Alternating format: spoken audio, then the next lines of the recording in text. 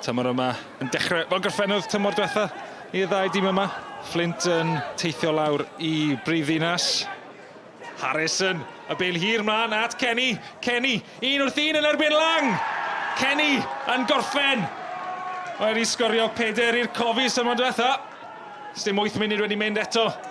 A Kenny yn rhoi Flint ar y blaen. Chwaraewyr Flint yn Bob Cornell. Y cwrt. A Callum Bratley yn troi. Yn y canol i ddyblu mantes y Flint. Bratley sgorio ddwywaith yn erbyn y Met tymor diwetha. Yn sgorio yn gêm cyntaf tymor tro yma. Mar. Tro yma'n casglu ac yn cario. Y bas mlaen gan Nash at Wild. Wild yn dal y bêl lan. Ac mae'n bounsio heibio i'r postyn. Oedd Kenny yna yn ymestyn mewn. Gwaith da gan Wild, chwaraewr y tymor flwyddyn diwetha. Hart ar gic. Howard yn trio roi'r pwysau ar y golwr. A Michael Wild dros 200 o goliau yn uwch gyngre'r Cymru. Ond hwnna yw'r cynta i'r Flint i'w glwb newydd e. Harrison eto. Alex Jones mlaen at Howard. Does ddim cam sefyll. Michael Wild yn rhoi'r cymorth yn y canol. Michael Wild! I do yr hwyd! A mae'r Flint i sgorio 4 yma yng Nghyn Coed. Am ddechrau i'r tymor iddyn nhw. Mae nhw yn sicr yn mynd i fod yn beryg i unrhyw tîm tymor yma. Jake Phillips. Michael Wild yn flicio. Connor Howard yna. Ben Mar, mae Connor Howard. Unwaith eto yna. A tro yma yn penio i roi 5 gôl y Flint. A Connor Howard wedi creu argraffes ymlaen, yn cael gôl heddiannol. Sy'n amser gan chwaraewyr y Met i adael y bêl ar un o bryd. Os yna unrhyw beth cadarnhaol gan y myfyrwyr i gymryd o'r gêm yma.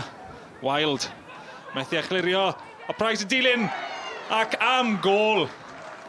Gôl gysur yw i, ond gôl gore a prynawn. A Price, da gôl gwych. Michael, new season, new club. How are you enjoying your start to Flint? Well, it is a very good start. I think start being the key word. 1 game in, 3 points. Obviously to score as well on your debut. Means a lot to me, and it's obviously a new challenge as well. I thought, on whole, start to finish, the lads are absolutely superb, front to back, and we've done everything that was asked of us and more, because we managed to probably get a good foothold in the game in the second half. The lads were excellent today. Obviously, the result is always a pleasing result when you come and you score as many goals as we did. The second half went, almost perfectly. If we're being honest, we want to be picky. We're a little bit disappointed at the goal we give away right at the end, because you always want to start with a clean sheet. However, there's a lot of hard work gone into this summer. The players have applied themselves fantastically in pre-season. It was a good performance at times last week against Bala in the Cup, and we've sort of tried to carry that into this week. Cardiff Met, we played last game of last season. They beat us 2-1 and deservedly so. So we knew it was going to be a very tough game today. We've got a lot of respect for the way that Cardiff Met have gone about things. So we knew it was going to be a very tough afternoon for ourselves. 1-0 at half time. The game's in the balance, so it was important we got the next goal, and we kept our foot on the pedal.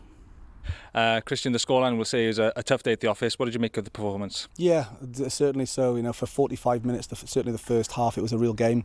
The diamond caused us a little of a problem, but we also caused them a problem with our wide play, and it was a pretty fairly even game in the first half. We gift them a goal, and there was nothing really in the game. But second half, as if somebody had sprinkled some rubbish dust on us, and we just capitulated. I said to the players in there, it's not about ability, it's not about how far somebody can run, etc., because we know our players are fit.